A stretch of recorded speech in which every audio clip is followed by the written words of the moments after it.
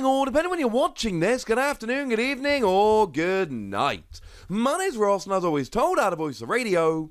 So today, we need to have a little bit of a chat about Weezing and Weezing. You see, there are a pair of new Weezing coming out, ladies and gentlemen. One regular, one Galarian, and I'll tell you something for nothing. These look like they could actually be legit. This looks like we could have a genuine awesome rogue deck on our hands. We might not, of course. It could fall flat. Sometimes these things do. But we got a pair of Weezing and they seem to look pretty gosh darned cool. So, I mean, it doesn't really matter which one we start off with, does it? But why don't we start off with a regular Weezing? Because regular Weezing really does have the attack we're going to be largely focused on. So what we've got here is 130 HP, which is quite nice. There's a lot of Pokemon that naturally hit 120, so having 130 is good. We've got a retreat cost of 2, which isn't perfect, but we can use Air Balloon for free retreat, so we will allow it. We've got a weakness to fighting, which honestly isn't great, because we've got those Urshifu nowadays that are going to hit you for weakness. And honestly, fighting is a pretty good weakness to be hitting. So I'm honestly not loving that, but I'm sure we will survive somehow. And being a darkness Pokemon, I mean, look, you've got hiding darkness energy to give yourself free retreat, which is quite nice. Pretty much by the time this comes out, we will have lost Black Market, Prism Star. That's very upsetting, etc. And you are actually going to be hitting weakness on Shadow Rider Calyrex, which looks to be good to the point of potentially transforming the game when it comes out. It really does look that amazing. So you know what? Yeah, darkness is a pretty good type to be. Now, the first attack here I'm not particularly worried about. Obviously, our translation comes from the lovely Antoine Boulet. That's the kind of thing that by now you should. Unless I tell you otherwise, because we do sometimes use other people. But unless I tell you otherwise, that should probably be your assumption. And what we've got here is 1 Darkness Energy. Your opponent's active Pokemon is now confused. Attach a Darkness Energy from your discard pile to this Pokemon. Okay, it's fine. I mean, look, I have spoken a lot about the fact that I am generally not a fan of these attacks that attach energy to you. And the reason is you attach energy to you as your attack for the turn, and then you go and get hit and potentially KO'd.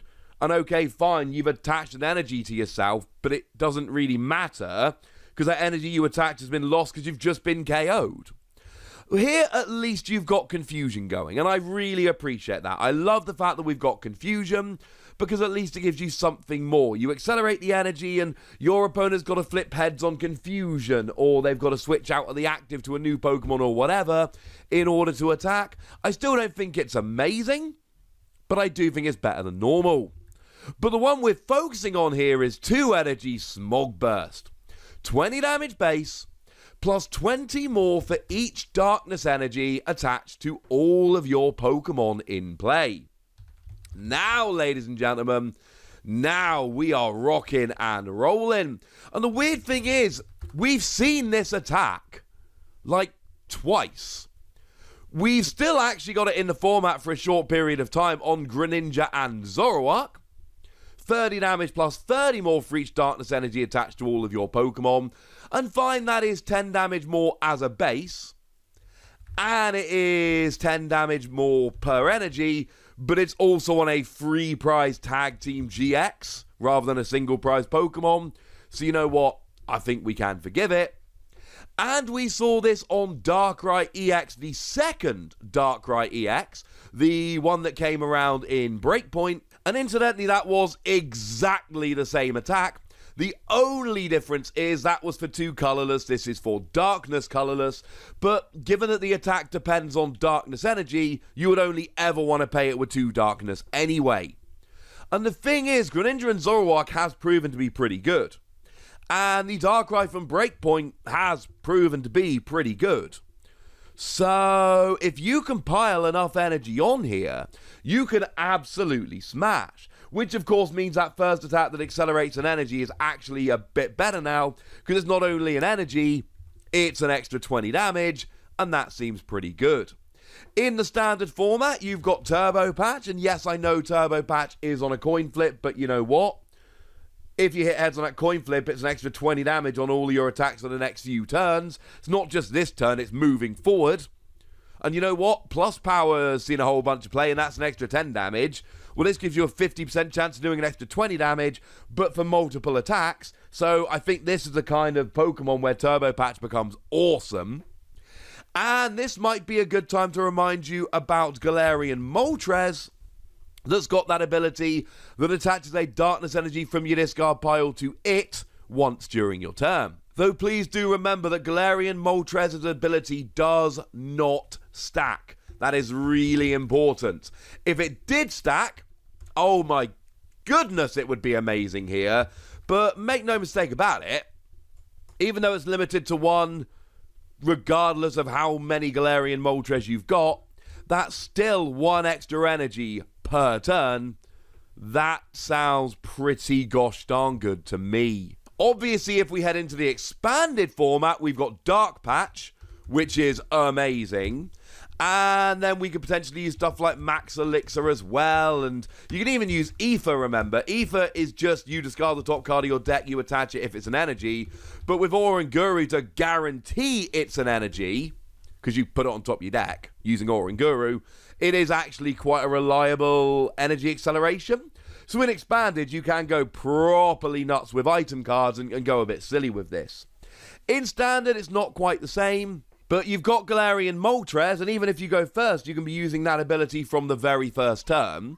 And then you've got Turbo Patch, and this is starting to sound like it's going to add up very, very quickly, bearing in mind you are going to be hitting one of the very best Pokemon in the game at that point. For weakness, this is pretty good. But this is probably a pretty good time to have a little bit of a pivot and go and take a chat about that other one. The Galarian Weezing that I told you was coming here as well. Now, Galarian Weezing in terms of stats is the same Pokemon, same typing, same HP, same weakness, same retreat cost, same everything. But what we've got here is a ridiculous ability, especially in the context of what we've just looked at. Energy Factory. Any basic darkness energy attached to your Pokemon in play with Weezing in their name provides 2 darkness energy instead. But again, it's an ability that does not stack. You cannot apply more than one Energy Factory ability at a time. Oh yes, many of you at this stage will be getting shades of the Shining Legends Venusaur, though do remember Venusaur just made all of your grass energy count double. This makes it count double, but only when attached to a Pokemon with Weezing in its name, that is Weezing or Galarian Weezing. While we're here, please do remember you can play for Weezing and for Galarian Weezing, given that they do have different names. But it's also really important to note that you can only play for Coughing. There's no such thing as a Galarian Coughing. So, sorry about that.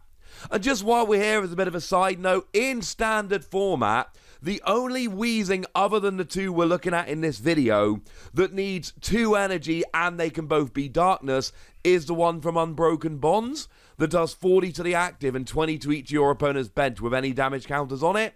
All the others are single energy or need a psychic at some point. But for like 6 weeks before it rotates out, the Weezing from Unbroken Bonds gets better. Yay! But let's make no mistake about it, right? You're playing these 2 as a pair. This new Galarian Weezing, this new Weezing, you're playing them as a pair. You absolutely can tech in the Galarian Weezing that has that awesome ability that turns off abilities. You can definitely play that as a little bit of a tech, because you're not going to need more than one Energy Factory Galarian Weezing in play at a time, unless you want a backup in case it gets KO'd. So you can absolutely have like 1 or 2 of them out, and then go and get one of these to Ability Lock as well. Essentially, just have it in your deck as an option, and in any matchup where Ability Lock would be useful, then this becomes pretty gosh darned awesome. And really, the deck makes itself. It is just these two Weezing, you pile energy on and you smash.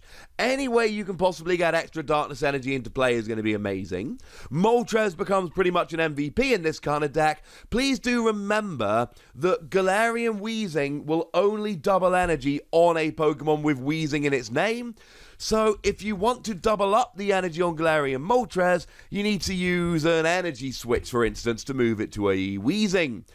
In the very short period between this coming out and the rotation happening, Weavile will actually just work to always move the energy from Moltres to a Weezing to double it up, do extra damage, but like I say, that's going to rotate out very shortly after these come out, so I wouldn't rely on it too much. This is a very, very cool card.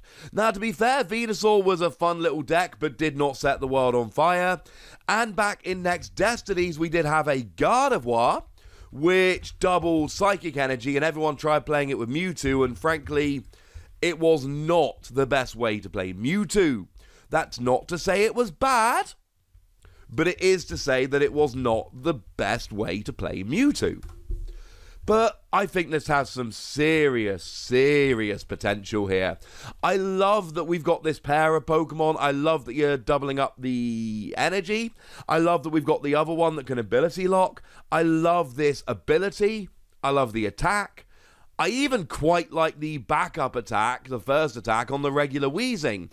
For what it's worth, Galarian Weezing is 2 energy, 50 damage. Even though it essentially becomes 1 energy, 50 damage, I still don't like it at all, and I think we should all just ignore it. But I think there's a lot of potential here. I'm giving this pair of cards 4 Wossies. And honestly, I'd like to be wrong. I would like this to be an absolute top tier 5 Wossie deck moving forward. That would make me extremely happy. But for now, I think 4 Wossies is fair. And we wait to see if it can really become a powerhouse. There is a definite chance, because you're talking about stage 1s, hitting a good weakness. I don't know, guys. I think this could be it. I don't know. Maybe I'm wrong. I want to know what you think. So let me know in the comment section, would ya? Go nuts! Be nice! And then make sure you like this video, subscribe to this channel, follow me on Twitter at @TheWazzy, and Twitch for some live action at twitch.tv/PTCG Radio. If you want to support the channel, get some bonus podcasts and all that good stuff, head on over to patreon.com/PTCG Radio, where you can do exactly that. But by far the most important thing, as always, look after yourselves till next time, would ya? Thank you very much for watching. My name's Ross, and you've been watching PTCG Radio.